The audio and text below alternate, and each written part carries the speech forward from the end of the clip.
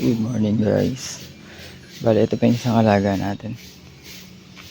Yung Mio natin na 59 big bulbs stock ilalim. Bali re-refresh natin. Although na-refresh na to dati, nagpalitan tayo ng piston ring. Pero yung kasing bulbs niya naribaba na yung ibabaw. Papalit muna tayo nito. Pakita ko na lang sa inyo kung ano yung nangyari sa bulb nito. Okay, racing matching muna tayo. Budget meal. Alright, baklasin muna natin itong flarings. Hindi ko na ihiwalay sa chassis. Naka wire tack eh. Daming tatanggalin na wire. Alright.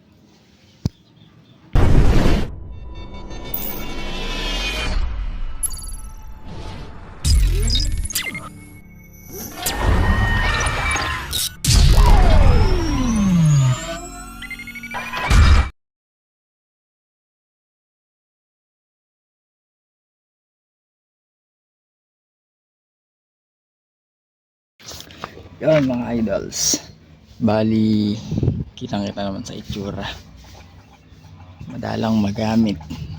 Dito na lang natin bubunutin yung head saka block. Okay, refresh lang naman. Bali yung block natin na yan 5 years na yan, ASB. Piston ring lang ang napalitan natin last year 2023. Since 2019 yan yung block na gamit natin. So baklasin lang natin to. Tsaka to tanggalin ko kasi yung carb. Doon na pala sa kabila, kasya na doon. Doon natin padaanin. Alright, pag natanggal nyo na yung cover, ang timing marks nyan, naka-cam gear kasi tayo eh. Pero yung stock cam gear, makikita nyo yan, may markings din na ganyan yung guhit. Dito nyo itatapat. Dito dapat yan naka-straight. Okay, tapos dito sa kabila ito, tanggalin nyo itong cover na to.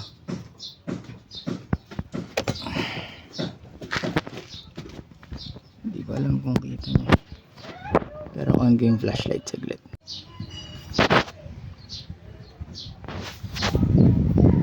Yan, kita nyo yung patulis na yan.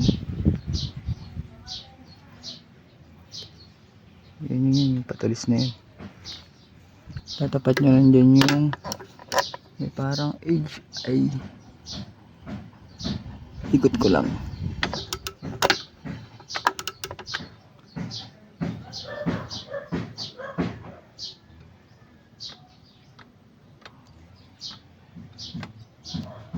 Yan.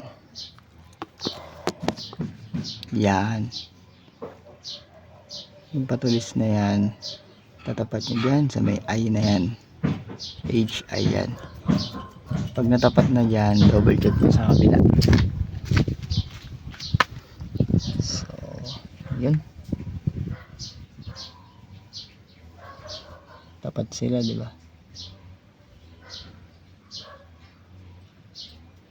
Naka-adjustable cam gear kasi tayo. Yung cam gear ang makatapat dun. Okay. So, ayan. Tanggal nyo na yung luwag nyo tensioner. Tanggalin nyo yung carbs. Bunutin nyo na tong head. Alright. Tanggal na natin yung head. Yung block, di ko na bubunutin.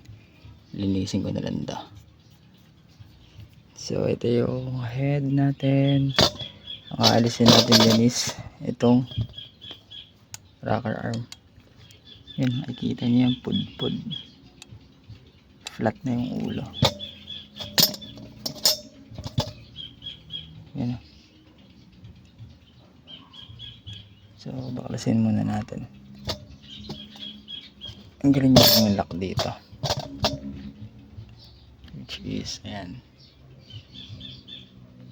Matanda nyo yung lock na yun dito. Kita nyo na yung dalawang pin. Kulang kayo ng 12 tornilyo. Bolt. Trade nyo lang dyan. Kabila at silahin nyo lang. Sunod cams. Okay na. Tatanggal na yung rocker arm nyo. Okay. So yun guys, nabaklas na natin. Ito, hindi ko alam kung kita niya, pero kita niya ibabaw ng valve. Lapad na. Payong na. Zoom natin. Ayan. Kita niya. Flat na, wala nang ulo. Pati itong kabila.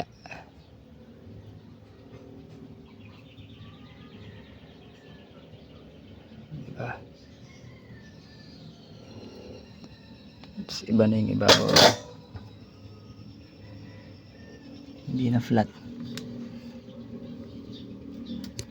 So yung bagong valve, ganito itsura. Yan yung ibabaw. Diba? Medyo makapal. Ito iba na eh. Pudpud na talaga. Flat na. So tendency na yun na natin mahuhugot yan dito. Kasi kakawit na yan. So popart mo dito yan. Tatabasin mo. Para mahugot mo yung valve. Eh wala tayo nun. Kaya pupunta tayo sa tropa. Manghiram. Alright. Tanggal na natin yung block. So dito na. Yung block, nalinis na natin. Lagyan na lang tayong beta gray sa ilalim. Tapos lagay yung bagong base gasket. So yung piston nililinis natin. Piston natin na gamit, TSMP yan. Semi-dome lang. Piston profile. Bali gawa dati ito ni Papa Rams. Sa mga nakakakilala, Ramstech. So, Pangasinan. Kasi doon ako dati. ASB natin, ano na to, 5 years. Almost 6. May konting, ano na, scratches, pero di naman ganun kalalim. Di makita. Di tayo sa araw. Di naman ganun kagrabe.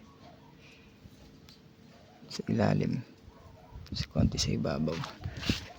Pero goods naman kasi 5 years na yan. Pero no sign of overheating whatsoever yan.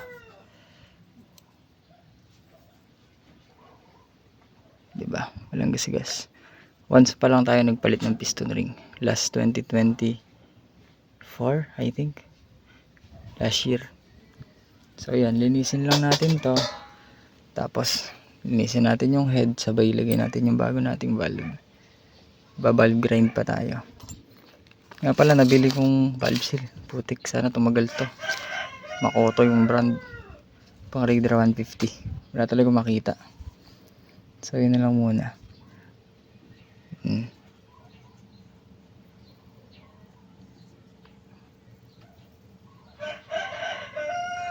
All goods. Yan mga idol.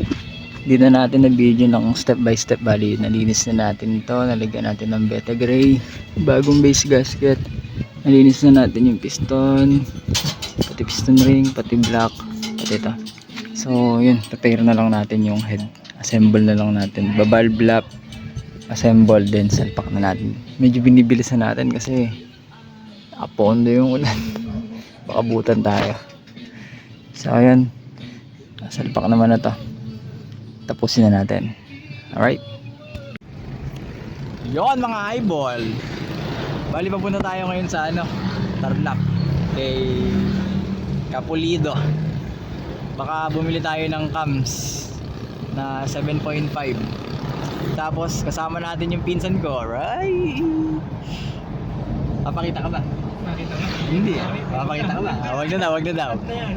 Kasama natin pinsan ko bibili ng piston, tapos si Papa Profile kasi may nabili siyang big valves na MTRT din 2428.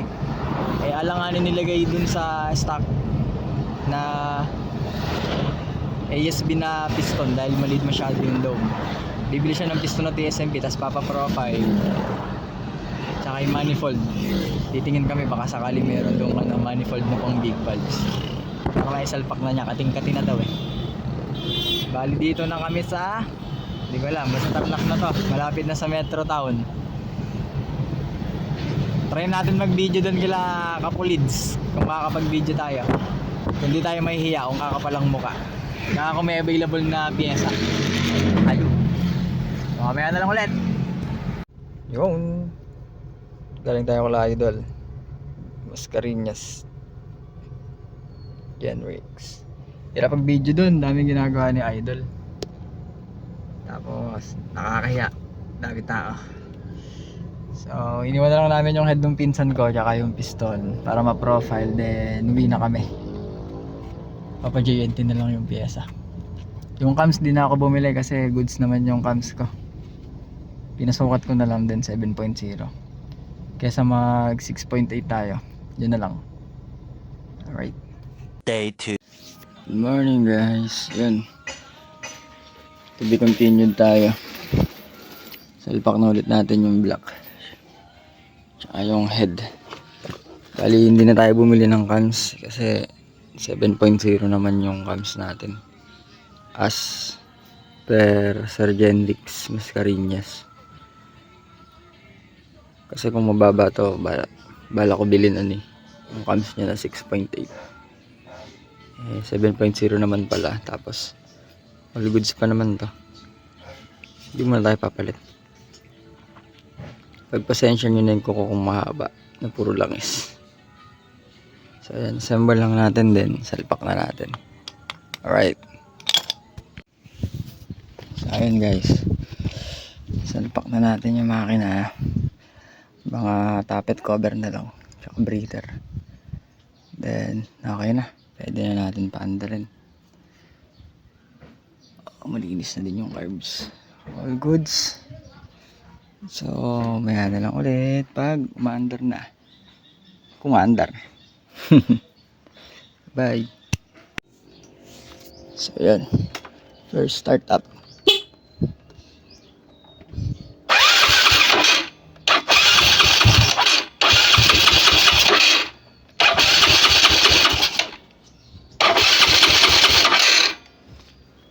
Uwi nga ng Bendix ah.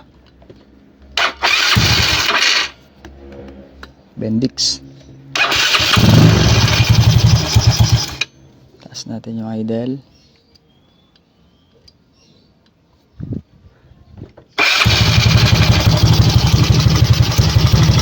Very good. Try na lang natin mag tono ng carbs kasi nag-advance tayo sa cam gear natin. Right? Check muna natin ito ulit. Update na lang kayo mamaya. Okay. Update guys. Bali, tapos na tayo. Pinabalik na lang natin yung mga cover. Start naman na.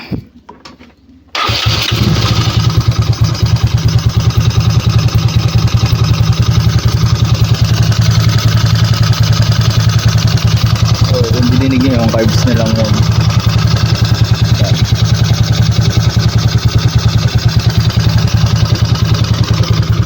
So mukhang goods na. Medyo basag na yung kaha natin. Baka to.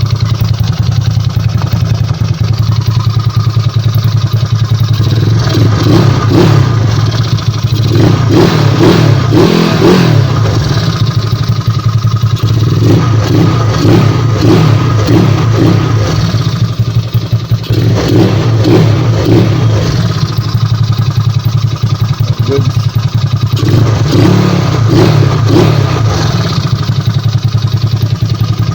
So yun, kung umabot ka sa part na to, hindi ka pa nakasubscribe, subscribe ka na, like and share nyo na rin yung video. Kung may tanong kayo, comment na kayo sa comment section natin, try natin sagutin. Okay.